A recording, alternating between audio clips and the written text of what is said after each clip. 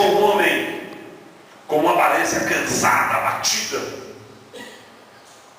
E ela então me apresentou e eu tive o privilégio de conversar um pouco com ele, depois orar um pouco com ele. E de primeiro eu senti vontade de oferecer estudo bíblico para aquele homem.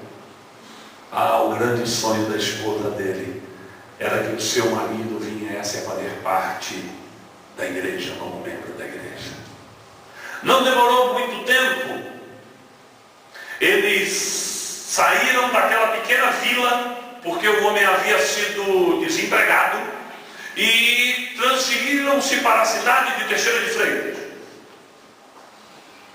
E o homem começou a congregar em uma das igrejas que eu pastoreava naquela cidade.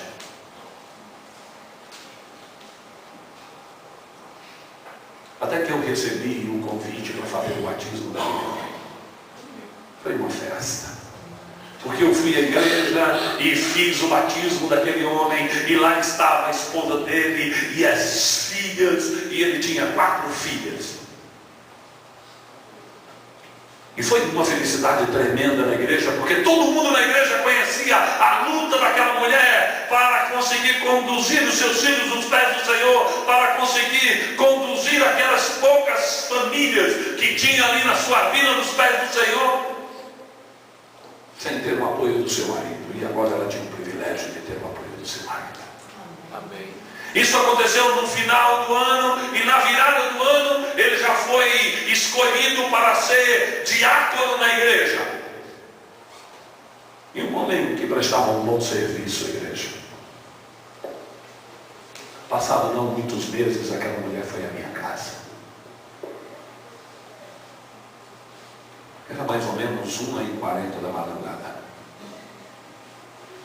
E vocês sabem que quando o telefone toca no meio da madrugada, quando a campainha toca no meio da madrugada, ou é dinheiro ou é problema.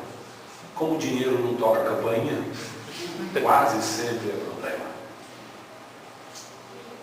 E quando eu cheguei no portão e abri o portão, eu vi um semblante caído no rosto da minha irmã.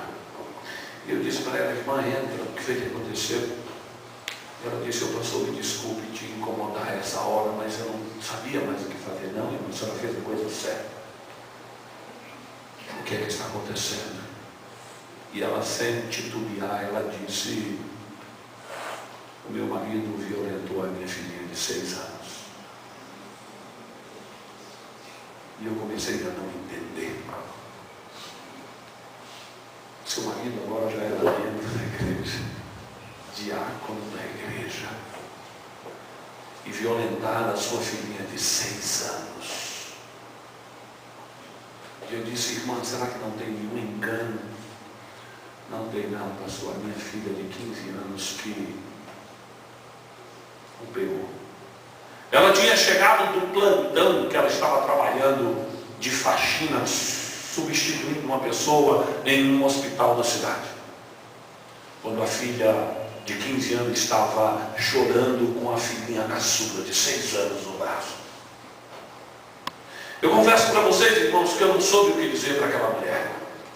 Todos os sonhos dela haviam desmoronado em apenas poucos segundos. Tudo que ela imaginou que seria diferente na vida, e eles não tinham onde morar, e a igreja tinha comprado um terreno, e eles não tinham dinheiro para construir a casa, e os irmãos da igreja compraram material, construíram uma casinha para eles, porque era uma família agora, uma família dentro dos sonhos da igreja.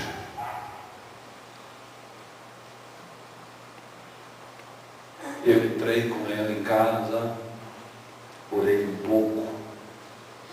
Depois que ela estava calma, eu a coloquei no meu carro e levei para casa. A deixei do lado de fora da casa e eu não tive coragem de entrar na casa. Mas o marido dela não estava em casa. Eu voltei para casa e ajoelhei no quarto com a minha esposa e nós oramos por eles. E durante a oração a campainha toca mais uma vez. E eu fui até o portão e abri a porta, e era aquele mesmo homem. Ele disse para mim: pastor, eu preciso de ajuda. porque eu acabei de violentar minha filha. Saí de casa desesperado, eu não sei o que foi que aconteceu comigo. Irmãos, quando os sonhos são roubados da gente, uma sensação de fracasso, de frustração acontece na vida da gente de maneira grandiosa, e parece que Deus está tão distante. E ele dizia para mim: pastor, eu estou olhando para um lado e para o outro e não estou conseguindo ver Deus dentro dessa situação. E eu não sabia o que dizer para ele. Confesso para vocês, irmão, que tem algumas coisas que acontecem na nossa vida que nós não sabemos o que dizer. E eu não sabia o que dizer para aquele homem, mas eu tinha que lhe dizer alguma coisa. Melhor ficou para o irmão que eu não vou andar tanto, que agora eu estou preso pelo fio do microfone. E eu tentei conversar com aquele homem, tentei falar do amor de Deus e tentei falar do perdão de Deus, mas parece que tudo que eu dizia era inútil, porque eu não conseguia ver o semblante de tranquilidade na vida daquele homem. E eu o chamei para entrar na minha casa, porque nós estávamos do lado de fora. E ele disse: não, pastor, não quero entrar para não incomodar a sua família uma hora dessa da madrugada. E nós sentamos então na calçada, do lado de fora. E não passava nenhuma alma vivente. E eu então comecei a contar para ele uma história. Eu já tive um grande sonho na minha vida. E eu dizia para ele: meu irmão, eu já tive um grande sonho na minha vida. O meu sonho talvez seja igual ao sonho de todos vocês aqui. O sonho de poder construir uma vida, uma família e uma condição social e financeira o mais equilibrado possível. E eu tive esse privilégio. Eu fui convidado por uns amigos que eram empresários bem-sucedidos em Belo Horizonte para abrir uma filial da empresa deles lá em Salvador.